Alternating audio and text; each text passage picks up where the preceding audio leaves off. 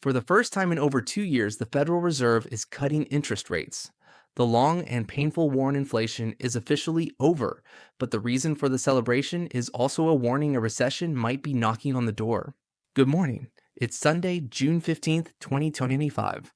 I'm your host, and this is the Morning Brief where we get you up to speed in under 10 minutes. Also, this morning, Washington is on the verge of a historic vote that could fundamentally change artificial intelligence in America and the world. And later, why a dangerously close encounter between the US Navy and Chinese drones in the South China Sea has the Pentagon on high alert.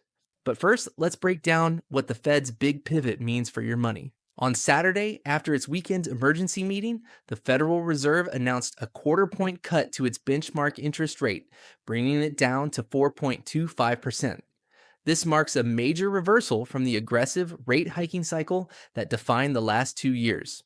The Fed's official statement cited a notable cooling in the labor market and slowing consumer spending as key reasons for the move, signaling their focus is shifting from fighting inflation to preventing a potential economic downturn. So what does this mean for you? Let's start with your wallet. This is a mixed bag. If you have credit card debt or are planning to get a car loan, this is good news. Your borrowing costs are about to get a little cheaper.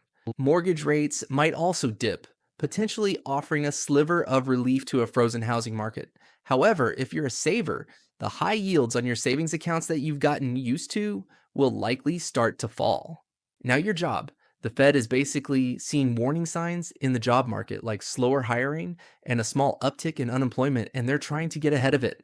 They're hoping a rate cut will encourage businesses to keep hiring and investing, preventing layoffs. This is a preemptive strike to keep the economy from stalling out. Here's the big picture. This is the soft landing everyone has been talking about. The Fed thinks it has beaten inflation and can now ease up without letting prices spiral again. But it's a delicate balancing act. If they cut too slowly, we could slide into a recession. If they cut too quickly, inflation could roar back. The next 6 months will be critical. We politically expect the White House to champion this as a major victory, a sign their economic policies have worked. Meanwhile, the opposition will frame this as proof the economy is weak and needed an emergency rescue from the Fed, making it a central issue heading into next year's election cycle. Remember, this decision comes after a relentless campaign of rate hikes that successfully brought inflation down from a 40-year high, but at the cost of significantly slowing down the economy. All eyes in Washington are on the Senate, which is scheduled for a crucial procedural vote tomorrow on the AI Accountability and Innovation Act. This landmark bipartisan bill, co-authored by senators from both parties, is the most comprehensive attempt yet by the U.S. to regulate artificial intelligence. If it passes this vote, it's almost certain to become law. Here's why this matters to you. First, it will change how you experience the internet. The bill would require companies like Google, OpenAI, and Meta to be transparent about how their AI models are trained and to clearly label AI-generated content. So, no more wondering if that picture or video is real. It would legally have to tell you. It also gives you more rights over how your data is used to train these models.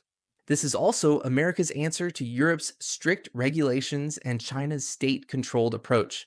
The goal is to build guardrails to prevent misuse, like in elections or for creating deepfakes. This is done without killing the innovation that keeps the US ahead of China. Big tech is divided. Some want the regulatory clarity, others fear it will slow them down. The outcome of this vote will send a massive signal to the global tech industry. For industries across the board, this isn't just about chatbots. The bill sets standards for using AI in critical areas like healthcare diagnostics, credit scoring, and hiring. The idea is to reduce bias and ensure fairness, but it will also create major new compliance costs for businesses.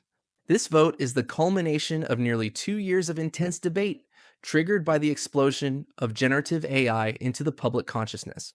The Pentagon has released footage of what it calls an unsafe and unprofessional incident over the weekend in the South China Sea. The video shows a U.S. Navy P-8 surveillance aircraft being swarmed and harassed by a group of advanced Chinese military drones. The U.S. aircraft was forced to take evasive maneuvers to avoid a collision. The encounter took place near the Spratly Islands, a hotly contested area. Beijing has responded by saying the U.S. plane was illegally operating in its airspace and that its forces acted appropriately. Why should you care about this? These incidents are becoming more frequent and more dangerous. A miscalculation or collision, even with an unmanned drone, could quickly escalate into a military exchange between two nuclear armed powers. This is the flashpoint everyone fears. But here's the direct impact on your life. Why should you care about a patch of ocean half a world away? Because nearly a third of all global trade, worth the trillions of dollars, passes through it. The phone in your hand, the car you drive, the clothes you wear, many of them travel through these waters. Any conflict would instantly disrupt supply chains, leading to shortages and price spikes on everything. This is also a direct challenge to the U.S. principle of freedom of navigation. The U.S. Navy patrols these waters to ensure they remain open to all.